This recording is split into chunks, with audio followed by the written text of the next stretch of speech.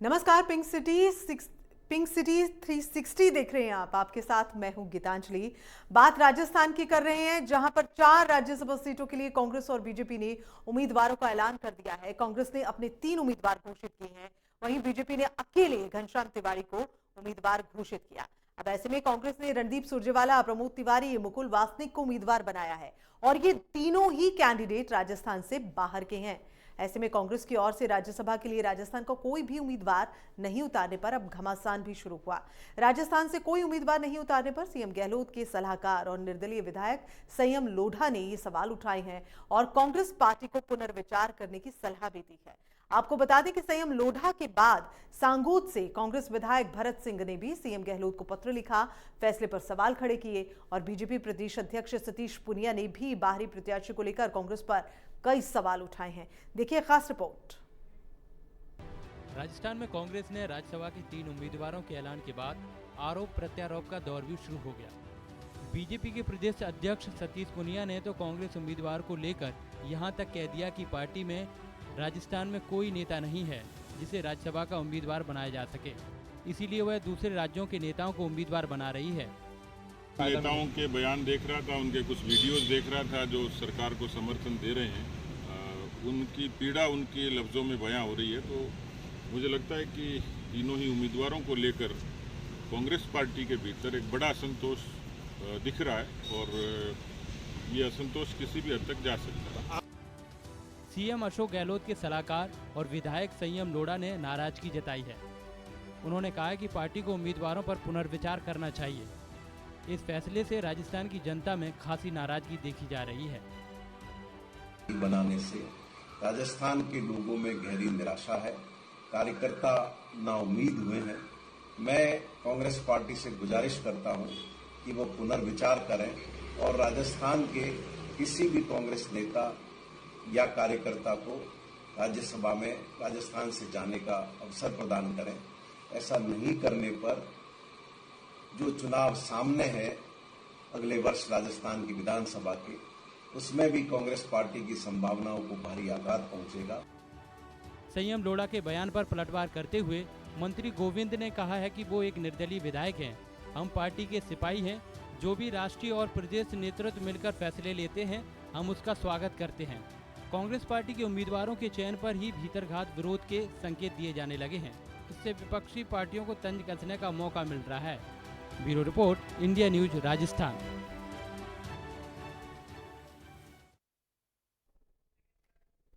और सलाहकार संयम लोढ़ा के बयान पर मंत्री गोविंद राम मेघवाल ने पलटवार किया। मेघवाल ने कहा कि संयम लोढ़ा निर्दलीय हैं, जबकि हम पार्टी के सिपाही हैं। जो भी कांग्रेस नेतृत्व फैसला करेगी, हम उसके साथ हैं।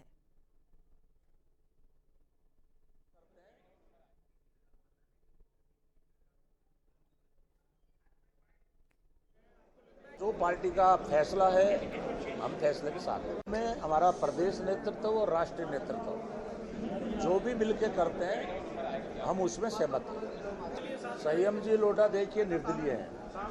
हम पार्टी के सिपाही हैं। जो भी पार्टी फैसला करेगी, हम उसके साथ हैं। में हमारा प्रदेश नेतृत्व और राष्ट्रीय नेतृत्व जो भी मिलकर करते हैं, हम उसमें सहमत हैं।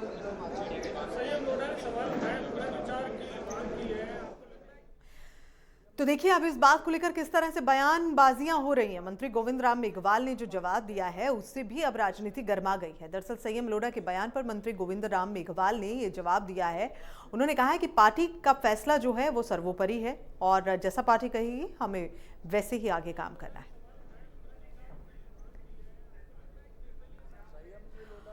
और आपको बता दें कि कल नामांकन दाखिल करेंगे कांग्रेस उम्मीदवार। नामांकन दाखिल करने से पहले पीसीसी दफ्तर, पीसीसी में सुरजेवाला, वासनिक और तिवारी का अभिनंदन होगा। उसके बाद पीसीसी से सीधा विधानसभा जाएंगे तीनों उम्मीदवार। विधानसभा में नामांकन दाखिल करेंगे तीनों उम्मीदवार। सुबह 11 बजे के बाद नामांकन दाखिल करेंगे। तीनों ही उम्मीदवार पहुंचेंगे अपने नामांकन को दाखिल करने। 11 बजे का वक्त है। सीएम गहलोत और पीसीसी चीफ गोविंद डोटासरा भी इस दौरान मौजूद रहेंगे।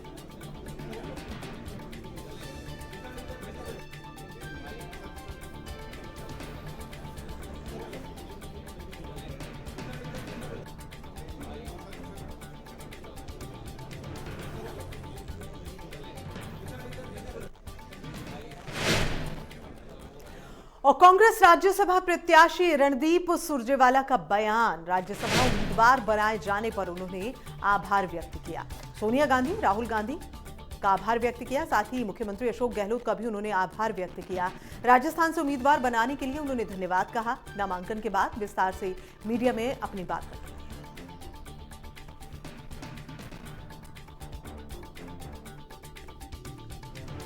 तो रणदीप सुरजेवाला नामांकन के बाद विस्तार से मीडिया से बात करेंगे, मीडिया के जरिए अपनी बात को रखेंगे। लेकिन उन्होंने कांग्रेस प्रत्याशी हैं रणदीप सुरजेवाला, जिन्होंने धन्यवाद दिया है, राज्यसभा उम्मीदवार बनाए जाने पर आभार व्यक्त किया है। और ये आभार व्यक्त उन्होंने सोनिया गांधी, राहुल गांधी, सीएम अशोक गहलोत का आभार व्यक्त करते हुए कहा है कि राजस्थान से मुझे उम्मीदवार बनाने के लिए बहुत बहुत धन्यवाद। और साथ ही उन्होंने कहा है कि नामांकन के बाद विस्तार से मीडिया के जरिए अपनी बात को रखेंगे।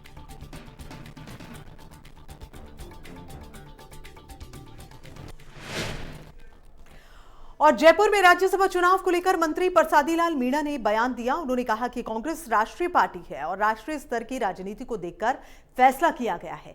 साथ ही उन्होंने कहा कि सोनिया गांधी ने जो भी फैसला किया है वो राजस्थान कांग्रेस मानेगी और हम तीनों नेताओं को जिताएंगे। उन्होंने क्या कुछ कहा, आइए देखिए। सोनिया जी को कांग्रेस राष्ट्रीय पार्टी है और राष्ट्रीय पार्टी के नेताओं का फैसला जो किया है वो राष्ट्रीय स्तर की राजनीति को देखकर किया है। और राजस्थान भी राष्ट्रीय पार्टी की सरकार है, कांग्रेस की सरकार है, सोनिया जी नेता है। सोनिया जी ने जो भी फैसला किया वो राजस्थान की कांग्रेस सब मानेगी और उनके निर्देश के अनुसार ही तीनों उम्मीदवारों को हम जिताएंगे। और जयपुर में निर्दलीय विधायक राजकुमार गौड़ ने बयान दिया। उन्होंने कहा कि बीजेपी ने कभी साथ लेने की कोशिश नहीं की। बीजेपी के नेता में कभी सॉफ्ट कॉर्नर देखने को ही नहीं मिला। उन्होंने कहा कि हम शुरू से कांग्रेस के साथ हैं। प्रदेश में कांग्रेस शासन में अच्छा काम हुआ। कभी उनकी कोशिश रही कि लाइक से बात की जाए, कभी भी किसी बीजेपी के लीडर का कोई सॉफ्ट कॉर्नर रहेगा किसी निर्दलीय विधायक के साथ में, कभी बातचीत करने का उनका रहा क्या? तो निर्दलीय एमएलए राजकुमार, जिन्होंने बीजेपी के साथ लेने की कोशिश नहीं की, ये उन्होंने कहा है। देखिए किस तरह से बयानबाजियां चलती रहती हैं। बीजेपी नेता में सॉफ्ट कॉर्नर नहीं दिखा, ये कहना है। और साथ ही कहा है कि हम शुरू से कांग्रेस के साथ हैं और कांग्रेस के साथ ही रहेंगे। देखिए किस तरह से पार्टी के भीतर जो कुछ चल रहा है उसको लेकर काफ़ी एक्टिव भी कह सकते हैं और काफ़ी निश्चिंत भी कह सकते हैं नजर आए निर्दलीय उम्मीदवार। और उन्होंने साथ ही बीजेपी में कई खामियां निकाल दी। उन्होंने कहा कि बीजेपी ने साथ लेने की कोशिश ही नहीं की। बीजेपी नेता में सॉफ्ट कॉर्नर नहीं दिखाई दिया।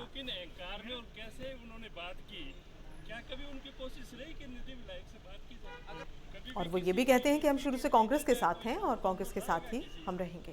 निर्दलीय विधायक के साथ में कभी बातचीत करने का उनका रहा क्या कभी? और जब भी बातचीत की तो किन अहंकार में और कैसे उन्होंने बात की? क्या कभी उनकी कोशिश रही कि निर्दलीय विधायक से बात की जाए? कभी भी किसी बीजेपी के लीडर का कोई सॉफ्ट कॉर्नर रहेगा किसी? तो हम शुरू से कांग्रेस के साथ हैं और ये भी कहा है कि बीजेपी के जो नेता हैं उनमें सॉफ्ट कॉर्नर नहीं है। निर्दलीय एमएलए हैं गौड़, जिन्होंने ये सभी बातें कही हैं। उन्होंने कहा है कि बीजेपी ने साथ लेने के लिए कभी कहा नहीं और इसके साथ उन्होंने ये भी कहा कि शुरू से ही चूंकि हम कांग्रेस के साथ हैं और इसीलिए कांग्रेस के साथ ही रहेंगे। बीजेपी नेता सॉफ्ट कॉर्नर क्यों नहीं दिखाते हैं, ये सवाल भी पूछा है। और साथ ही ये भी बताया है कि शुरू से कांग्रेस के साथ हैं और कांग्रेस के साथ में ही रहेंगे। निर्दलीय एमएलए हैं जिन्होंने ये बयानबाजियां दी हैं। साथ ही उन्होंने बीजेपी के लिए ये भी पूछा है, बल्कि जानकारी भी दी है कि बीजेपी ने उन्हें साथ लेने के लिए पूछा ही नहीं। यानी कि उन्होंने ये भी कहा कि बीजेपी के जो नेता हैं उनमें सॉफ्ट कॉर्नर भी नहीं है। और यूपीएससी 2021 का फाइनल रिजल्ट जारी हो गया है। यूपीएससी में राजस्थान के छात्रों का जलवा देखने को मिला। जयपुर की तनुश्री मीणा ने 120वीं रैंक हासिल की है। तो यूपीएससी में राजस्थान के छात्रों का जलवा नजर आया। काफी खुशी, देखिए आप चेहरे पर कितनी खुशी है। तनुश्री मीणा हैं ये, जिन्होंने 120वीं रैंक हासिल की है। काफी खुश हैं। यूपीएससी 2021 के फाइनल रिजल्ट के बाद उनके घर में खुशियां ही खुशियां। आप देख सकते हैं इस वक्त तस्वीरों में भी कि कैसे इस जीत को सेलिब्रेट किया जा रहा है। इस रिजल्ट के बाद यूपीएससी 2021 के फाइनल रिजल्ट के बाद जो जारी हो चुका है, जिसमें यूपीएससी में राजस्थान के छात्रों का जलवा नजर आया। और इस कड़ी में जयपुर की तनुश्री मीणा, जिन्होंने 120वीं रैंक हासिल की है।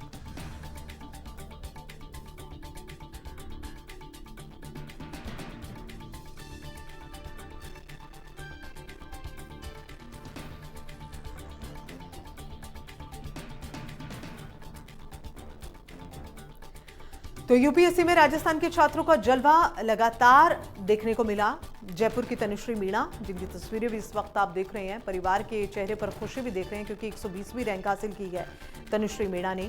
यूपीएससी 2021 के रिजल्ट के बाद चारों ओर खुशी हो खुशी, और घर वालों के साथ साथ अन्य जो लोग हैं, जो परिवार के अलावा जो आसपास के लोग हैं या फिर जो लोग तनुश्री मीणा से जुड़े हुए हैं, काफ़ी खुश नजर आए हैं। राजस्थान की बेटी ने राजस्थान का नाम रोशन किया है। यूपीएससी में राजस्थान के छात्रों का जलवा, जिसमें जयपुर की तनुश्री मीणा ने 120वीं रैंक हासिल की है।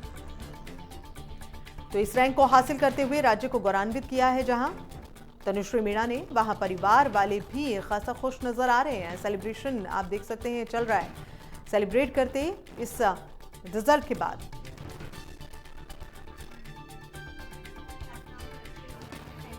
लोक सेवा आयोग की 2021 की परीक्षा में 120वीं रैंक हासिल की है। मैं ये कहूँगी कि आईएएस ऑफिसर बनने का सपना कहीं ना कहीं बचपन से ही मेरे मन में था, और क्योंकि मेरे माँ बाप का सपोर्ट था मुझे, तो मैं ये सपना अपना पूरा कर पाई और 120वीं रैंक हासिल करके अपने माँ बाप और बहन भाइयों, अपने परिवार को प्राउड फील करवा पा रही हूँ। उससे बड़ी खुशी कुछ नहीं हो सकती। अभी तो ये सिंक इन भी नहीं हुआ है कि हाँ मैंने एग्ज़ाम क्लियर कर लिया है और अब मुझे अगली बार अटैम्प्ट नहीं देना है, तो बहुत खुशी है। और मेहनत की बात कहूँ तो ऑफकोर्स मेहनत तो करनी होती है, पर वही बात है कि मेहनत हर एग्ज़ाम में करनी होती है, चाहे वो सिविल सर्विसेज की परीक्षा हो, आपकी स्कूल की परीक्षा हो या कुछ और हो।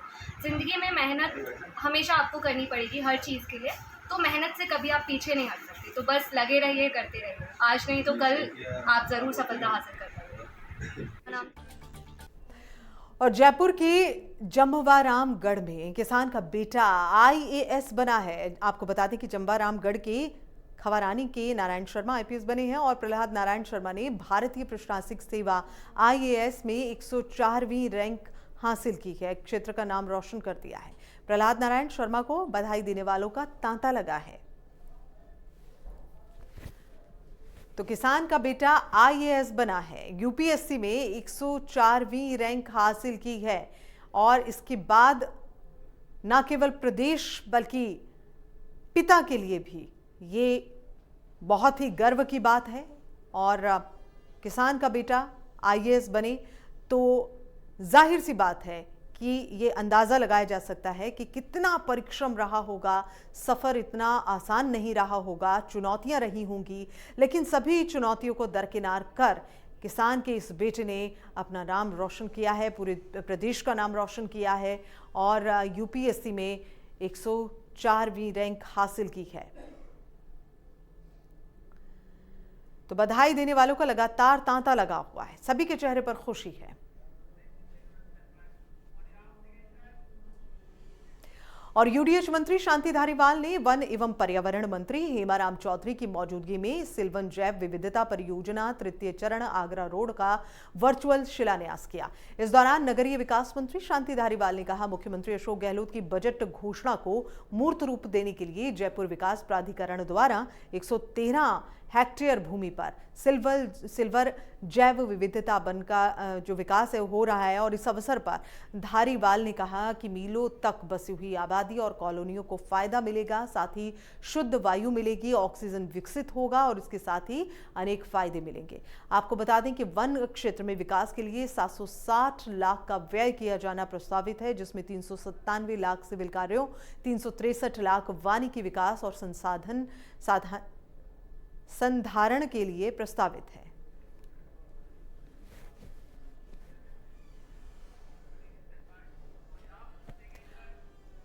और नगर निगम जयपुर हेरिटेज आयुक्त अवधेश मीणा ने अधिकारियों को मानसून के दौरान अतिवृष्टि से निपटने के लिए 15 जून से बाढ़ नियंत्रण कक्ष स्थापित करने के निर्देश दिए।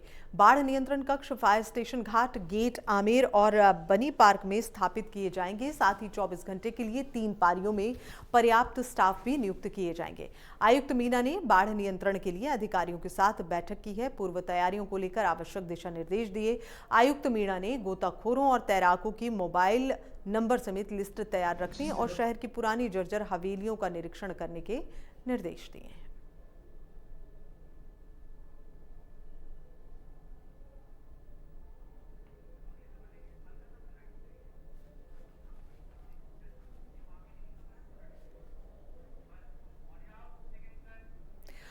और जयपुर में Rajasthan school of law for women की ओर से 2 दिवसीय ऑनलाइन वाद विवाद प्रतियोगिता का आयोजन किया गया। इस मौके पर मुख्य अतिथि BR अंबेडकर लॉ यूनिवर्सिटी के कुलपति डॉक्टर देव स्वरूप, GGSIP यूनिवर्सिटी के डीन डॉक्टर अमरपाल सिंह, प्राचार्य डॉक्टर वर्तिका अरोड़ा समेत तमाम गणमान्य लोग मौजूद रहे। इस मौके पर डॉक्टर अमरपाल ने कहा कि जो शब्दों से खेल सकता है वो दुनिया से भी खेल सकता है। एक छात्र सफल अधिवक्ता तभी बन सकता है जब वो सफल वक्ता होता है। इस वाद विवाद प्रतियोगिता में देश के तमाम राज्यों की 65 टीमों ने हिस्सा भी लिया। और प्रतियोगिता के प्रथम चरण की अगर हम 86 टीमों ने इसमें हिस्सा लिया है और सभी प्रतिभागी जो हैं अपने अपने इन्होंने विचार रखे हैं। 16 प्रतिभागी हैं जिन्होंने अपने अपने विचार रखे। चयन प्रतियोगिता के लिए सेमीफाइनल के लिए इनका चयन किया गया। और ये तस्वीरें आप इस वक्त देख रहे हैं प्रतियोगिता में 86 ऐसी टीमें जिन्होंने हिस्सा लिया।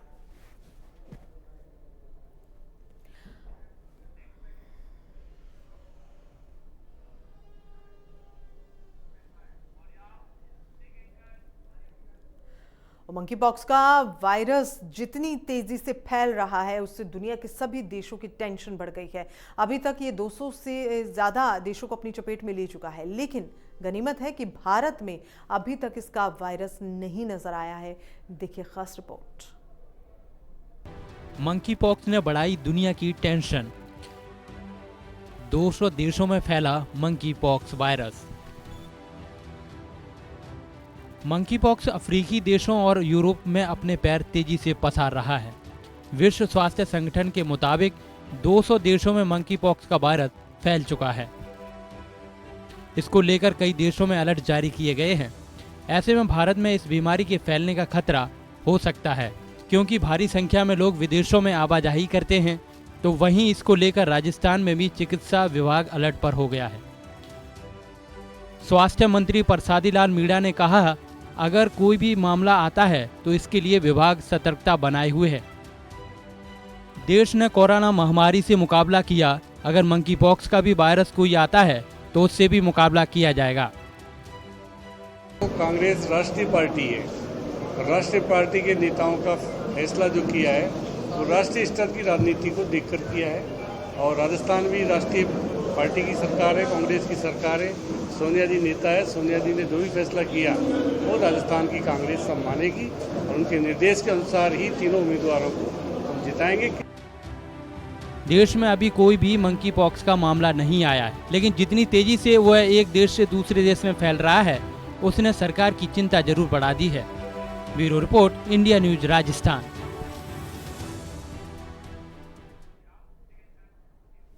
और वहीं महात्मा गांधी नरेगा कार्मिक संघ ने जयपुर में अनिश्चितकालीन धरना शुरू कर दिया। संविदा नरेगा कार्मिक संघ नियमितीकरण की मांग को लेकर आंदोलन पर है। संविदा कार्मिकों ने यह बताया कि बीते 14 साल के कार्मिक अल्प मानदेय पर अपनी सेवा दे रहा है। लगातार नियमित करने को लेकर मंत्री से लेकर प्रशासनिक अधिकारियों के चक्कर लगा रहे हैं, लेकिन सरकार और प्रशासनिक अधिकारियों द्वारा सुनवाई नहीं होने पर कार्मिक धरने से पर उतर आए हैं। उन्होंने कहा कि सरकार जब तक नियमित का आदेश जारी नहीं करेगी तब तक कार्मिकों का विरोध रहेगा।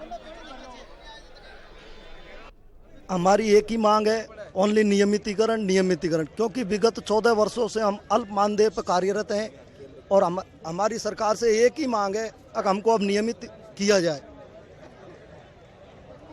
संविदा रूल्स जो राजस्थान सरकार ने बनाए हैं उनमें संशोधन की आवश्यकता है। उसमें 5 वर्ष की जगह 3 वर्ष करते हुए एवं हमारे पुराने अनुभव को जोड़ते हुए हम सबको नियमित किया जाए। एवं जो 2013 में पंचायती राज विभाग से LDC भर्ती निकली थी उसकी आज तक वेटिंग लिस्ट नहीं निकाली गई है। हमारी विभाग से सरकार से एक ही मांग है कि हमको नियमित करने के पश्चात आप खूब एग्जाम लो। सरकार से यही है कैसे भी हमको आप नियमित करें, हमारा आर पार का यही है आंदोलन। और प्रदेश के वरिष्ठ अध्यापक की अगर हम बात करें तो इस पूरी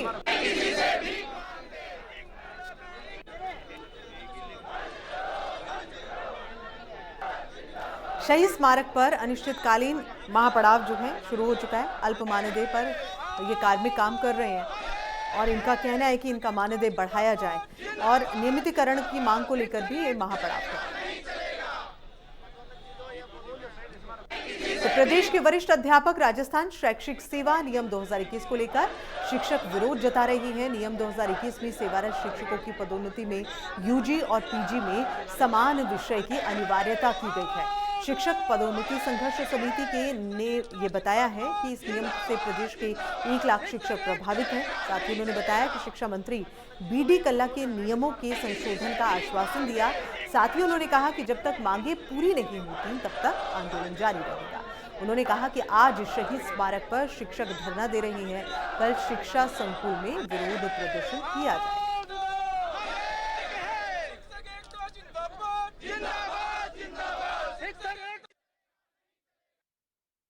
इसको लेकर आमेर खंड मुख्य चिकित्सा अधिकारी मुकेश बैरवा ने लोगों से धूम्रपान छोड़ने की अपील की। डॉक्टर मुकेश बैरवा ने बताया विश्व तंबाकू निषेध दिवस पर 100 दिवसीय कार्य योजना के तहत नशे के विरोध में शपथ समारोह का आयोजन कल किया जाएगा। राज्य सरकार की जन घोषणा और निरोगी राजस्थान अभियान के अंतर्गत तंबाकू मुक्त राजस्थान के लिए जिला, खंड और ग्राम स्तर पर आयोजित किया जाएगा। तंबाकू मुक्त राजस्थान को सफल बनाने के लिए सभी आमजन से अपील करते हुए बैरवा ने कहा कि तंबाकू के नशे को छोड़ने के लिए सभी को प्रेरित करना चाहिए। कल 31 मई 2022 को विश्व तंबाकू निषेध दिवस है। उसके उपलक्ष्य में राजस्थान सरकार द्वारा 100 दिवसीय तंबाकू नियंत्रण प्रोग्राम चलाया जा रहा है। उसके उपलक्ष्य में नशे के विरुद्ध मेघा शपथ समारोह का आयोजन किया जा रहा है, जो डायरेक्टेड जिला, खंड और ग्रामीण लेवल तक किया जाएगा। इसमें ऑनलाइन ऑफलाइन दोनों तरह से अपनी सहभागिता दिखाएं, साथ ही आसपास के लोगों को नशे से होने वाले दुष्प्रभावों के बारे में बताएं और उनसे नशे को छोड़ने के लिए। और इसी के साथ बुलेटिन में इतना ही। दीजिए इजाजत। नमस्कार।